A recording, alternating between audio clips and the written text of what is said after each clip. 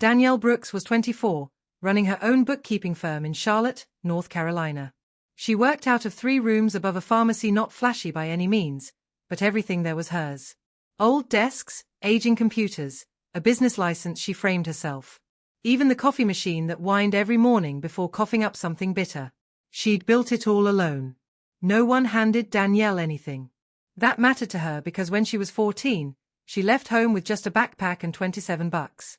10 long years ago. The night everything changed started like a regular family dinner back in her parents' suburban place near Columbia, South Carolina. Her dad, Terrence, ran the funeral home his father started. Her mom, Monica, kept the office moving. Her big brother, Darius, was already being groomed to take over. The Brooks family, they cared so much about looking perfect. Church clothes always pressed. Donations made where others could see. Her dad shaking hands after church, smiling like a politician. Danielle used to think all that meant they were good people. Then she told them she was pregnant. Her mother's fork scraped the plate. Darius just looked at her curious, not angry. Terrence stayed quiet. He folded his napkin, set it beside his plate, then stared at Danielle like she was a broken tool he didn't know how to fix. "You know what people will say about us?" he asked. Danielle's hands wouldn't stop shaking. "I'm scared." Her mother looked at Terrence. Danielle never forgot that tiny moment, when she realized even now, her mother answered to him, not her daughter. Danielle hadn't asked for money. She didn't want approval. She just wanted to hear she was still their kid. Terrence stood up. "Go upstairs and pack." Monica finally spoke, voice small. "Terrence, she's 14. And old enough to embarrass us," he said. Darius leaned back in his chair, bored. "What happens to her room?" He wouldn't even look at her. Terrence pointed at the stairs. "1 backpack. You made an adult decision, deal with the consequences." Danielle cried all the way upstairs. She packed 2 shirts, some jeans, underwear, a school notebook, and what little cash she'd saved working at the funeral home. Before she left, she opened her jewelry box. Her grandmother, Evelyn, gave her a silver locket years ago. Inside, a photo of Danielle and her grandma at that old front desk. She put it on. Back downstairs, Monica stood by the door. Danielle almost believed her mother would step in. Instead, Monica just handed her an umbrella. "It might rain." Danielle just stared. Umbrella, her mother's idea of protection, when she was about to throw her daughter out into the world. Terrence opened the door. "Don't come back until you understand what you've done to this family." The door clicked behind her. It actually rained, of course. Danielle stood, backpack in one hand, umbrella in the other, unsure what to do with either. No one stopped her. She walked 3 miles to Mrs. Loretta Hayes' apartment, her old school guidance counselor. Loretta answered in slippers and a robe, took one look at Danielle, and said, "Come inside, baby." Danielle finally broke down at the threshold. Loretta didn't need an explanation. She made hot chocolate, dug up dry clothes, fixed up the small guest room. Next morning, Loretta called social services, talked to Danielle's school, and set up guardianship. Danielle expected her parents to come for her. They never did. Instead, her father told the family and church that Danielle was just rebellious, that she ran away because she refused guidance. He'd made his act of abandonment sound like her crime. Months later, Danielle gave birth to her daughter, Maya. She was only 15. Somehow, Danielle finished high school alternative program.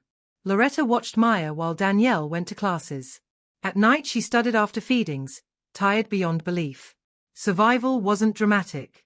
It was getting up, passing a test, saving $5, ignoring gossip, filling out another application. By 18, Danielle enrolled in community college. Accounting made sense, numbers never lied or left you.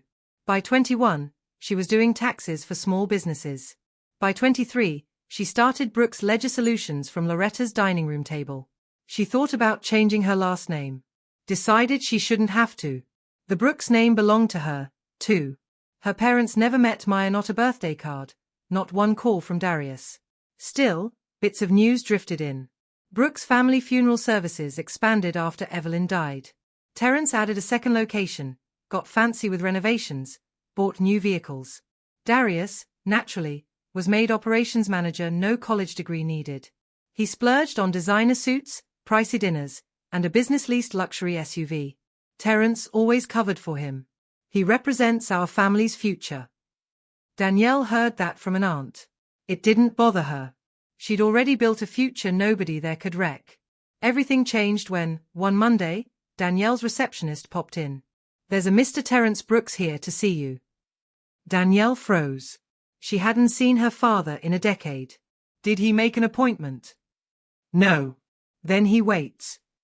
Terence waited in reception 43 minutes. When Danielle finally walked out, he looked thinner, grayer.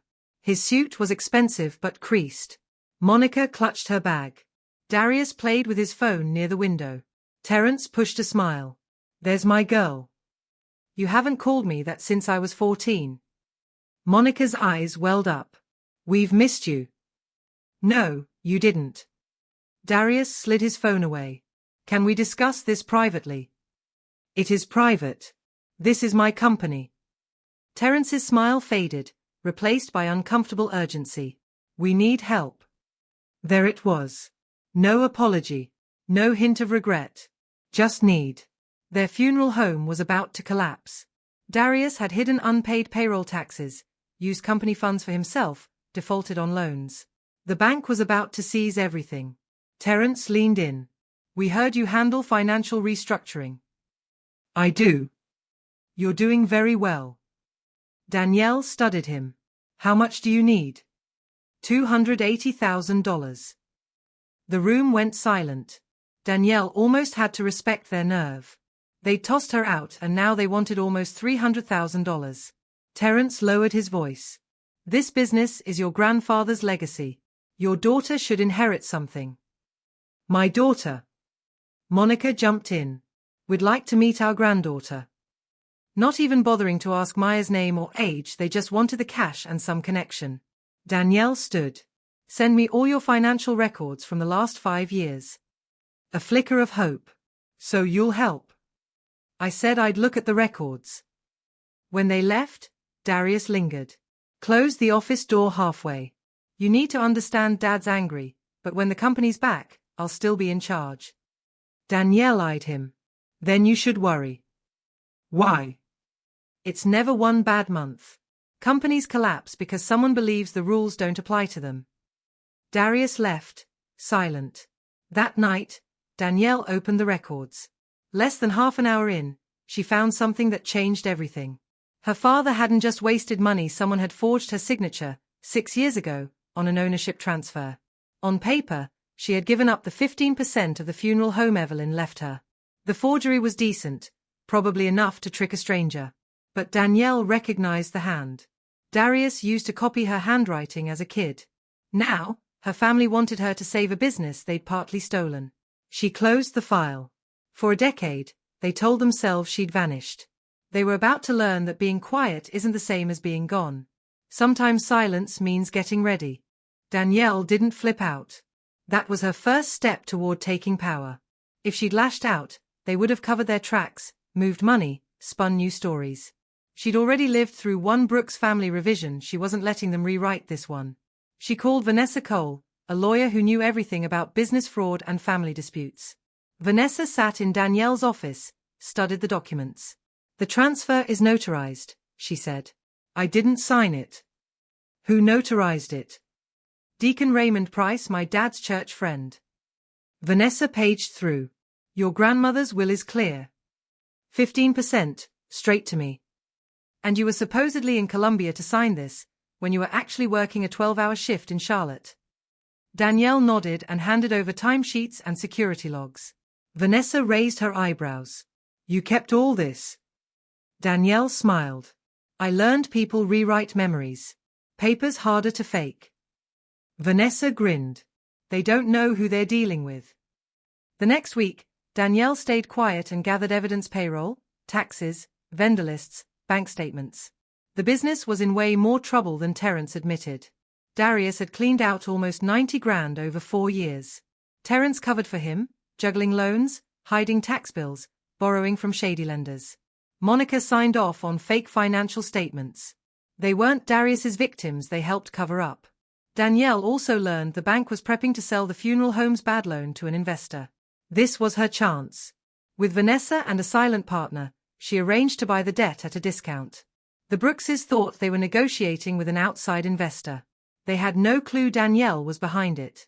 She wasn't stealing the business. She was buying the power to decide its next chapter. While Danielle moved in the background, Terence started calling every other day. His voice softened each time. He asked about Maya. What does she like? He asked. Reading. What grade? 5th. We should take her to the zoo. Danielle almost laughed. He talked about Maya like a stranger prepping for an interview. Her mother sent her package dresses, shoes, a bracelet, all 2 sizes too small. The card said, "For our beautiful granddaughter. It's never too late for family." Danielle tucked it away, unopened. Maya already knew the truth. Danielle explained in simple terms that her grandparents chose not to be part of their lives. Are they bad people? Maya asked. They made cruel choices, then pretended they had to. Maya thought it over. Are you going to help them? I'm going to make sure they never hurt us again. Maya nodded. She trusted her mother because love, in their house, wasn't built on lies. 2 weeks later, Danielle invited her parents and Darius back to the office. This time, Danielle poured the coffee. Terence looked relieved. I knew you'd understand. Family disagreements shouldn't destroy the family business. Danielle slid a proposal across the table. The holding company would buy the debt, stop foreclosure, and keep current management temporarily, pending review. Darius grinned. So I keep running things. For now. He signed. Terence barely glanced before he signed, too. Monica hesitated. What happens after the review? That depends on what's in the records. Terence nudged her. Sign. Monica obeyed. The pattern was old. Terence gave the orders, Monica folded, Darius benefited. Except this time, their signatures handed control of the business to Danielle. Over the next week, Danielle walked through the old funeral home for the first time in 10 years. It still smelled like wood cleaner and lilies. Her grandfather's photo caught the light in the lobby. Darius tagged along, listing off instructions she ignored. By the front desk, Danielle noticed a faint mark where Evelyn's photo used to hang. What happened to Grandma's picture? Darius shrugged. Dad redecorated. In the records office, Danielle asked for old files. Darius blocked the door. You're taking this audit too seriously. The company's deep in debt. We all make mistakes. Did you? He glared. Meaning? The review's not done. That night, Monica showed up alone. She sat hands shaking opposite Danielle. Your father doesn't know I'm here. Why are you here? Monica handed her a faded envelope. Evelyn's letter. Inside, Evelyn wrote that the 15% belonged to Danielle because she helped after school and respected the work. She even warned Terence not to favor Darius just because he was a son. Danielle read the line twice. The child who listens will understand this work better than the child who only wants to inherit it. You knew, Danielle said. Monica started to cry. Your father wanted one clear successor. So Darius forged my signature. Monica didn't deny it. You knew that too. I was scared. Danielle folded the letter carefully. You were scared when I was 14, scared when they stole my inheritance, scared every birthday you didn't call. I drove here once. When Maya was a baby. I parked outside Loretta's, but I couldn't make myself knock. Danielle went still. Her mother hadn't lost her. She'd found her and walked away. Monica reached for her hand. Please, don't take the business from us. Even in confession, it was about the money. Danielle pulled back. You didn't come here to tell me the truth. You came because you think I figured it out. Monica begged. Darius could go to prison. If he broke the law, that's the consequence. He's your brother. I was your daughter. Monica's face crumpled. Leave. Next morning, Vanessa confirmed everything. Debt purchase finalized. Danielle controlled both funeral home properties. The forensic accountant's report landed by noon. Forged documents. Stolen business funds. Fake tax records. Proof. Terence and Monica helped Darius cover it up. Danielle could have shut everything down right then. She didn't. She called a staff and family meeting for Friday. Terence thought they'd be celebrating the company's rescue. Darius ordered new business cards. Monica left voicemails begging Danielle not to embarrass them. Danielle didn't call her back. Thursday evening, Darius showed up at her office. The building was empty. "You found the transfer form," he said. "Yeah." "It wasn't meant to hurt you. You stole from a teenage mother working herself sick." "You weren't here." "I was kicked out. Dad said you wanted nothing to do with us." "And you believed him?" Darius looked at the floor, finally honest. "I need you to let this go. I have kids." Danielle's jaw tightened. "So did Mom and Dad." He looked scared, not angry. For once, he realized Danielle wasn't fighting for their approval. She didn't want an apology, her old room, or birthday parties they skipped. She wanted accountability. And by now, every signature, every document, was hers. Friday's meeting started at 10 in the chapel. Terence sat up front next to Monica, looking stiff and nervous. Darius stood by the podium, dressed sharp in a new navy suit. The rest of the seats were taken by the other 12 employees. Danielle came in with Vanessa and the forensic accountant.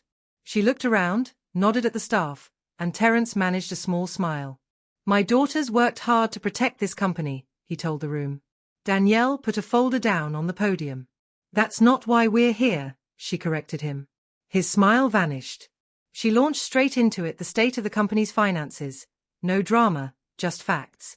Brooks Family Funeral Services avoided foreclosure because its debt had been bought by a new holding company. Terence let out a breath, relieved. But that only lasted a second. Danielle went on. "The holding company is Evelyn Legacy Partners." Darius glanced at Vanessa. Terence's face darkened. "Who owns it?" "I do," Danielle said. A heavy silence fell over the room. She flipped open the folder and displayed paperwork, clear as day. Now, Danielle had the power to restructure the business, get rid of management, or force the sale of assets if the loan terms weren't met. Terence slowly stood up. "You deceived us." Danielle stood her ground.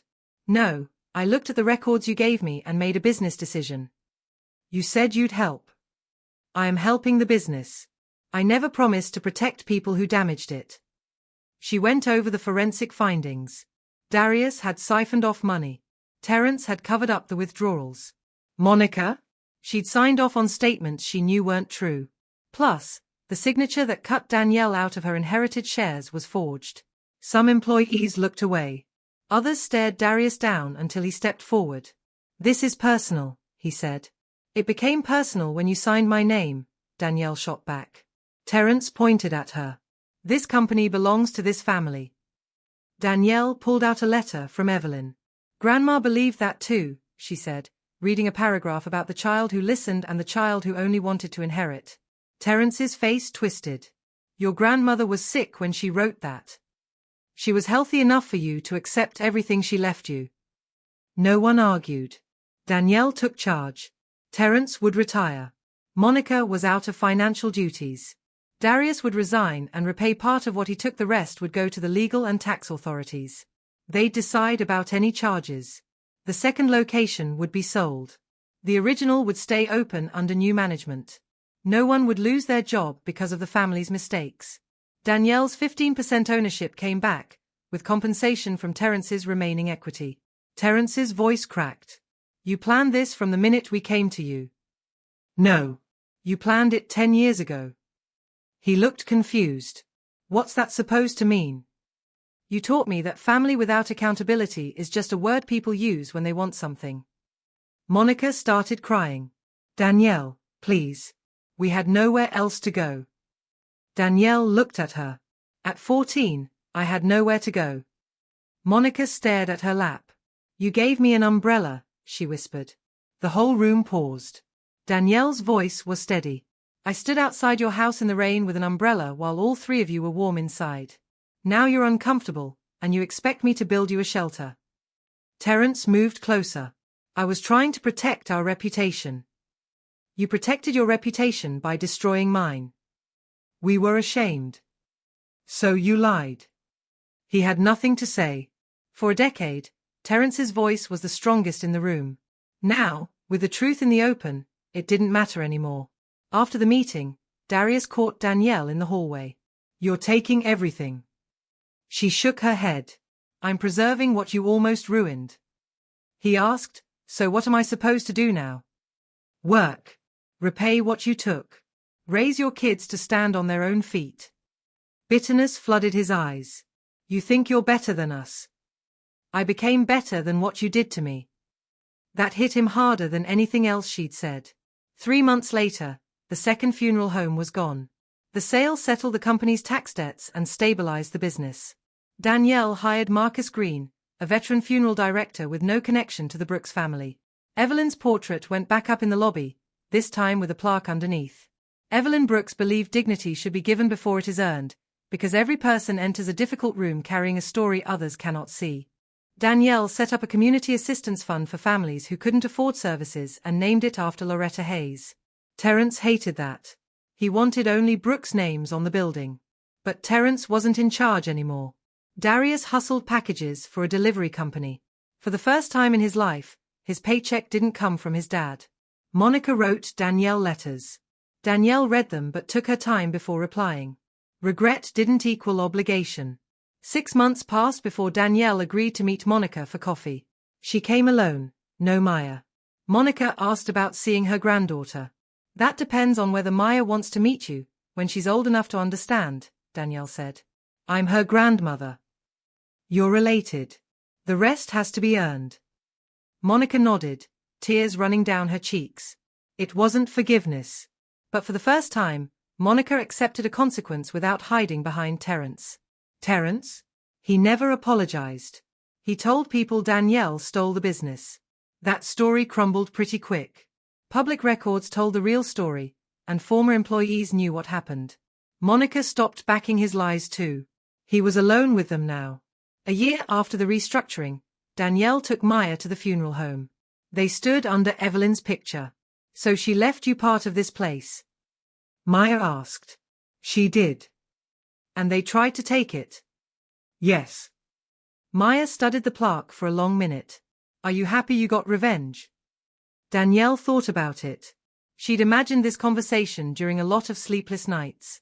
But instead of feeling victorious, she just felt calm. I'm happy they can't do it to anyone else. Maya slipped her hand in Danielle's. Is that the same thing? Sometimes the best revenge isn't making people suffer. Danielle looked around at the transformed lobby. It's making sure their choices don't control your life anymore. They stepped out into the sun. 10 years ago, Danielle stood in the rain, alone, with nothing but a backpack, while her family watched from inside. Now, she owned part of the legacy they said she'd destroyed. But the real victory? It wasn't the building. It was Maya. Loretta. Her company. Her peace. Her parents came back because they thought Danielle could save them from their choices. But it didn't work. Her success made them face those choices instead.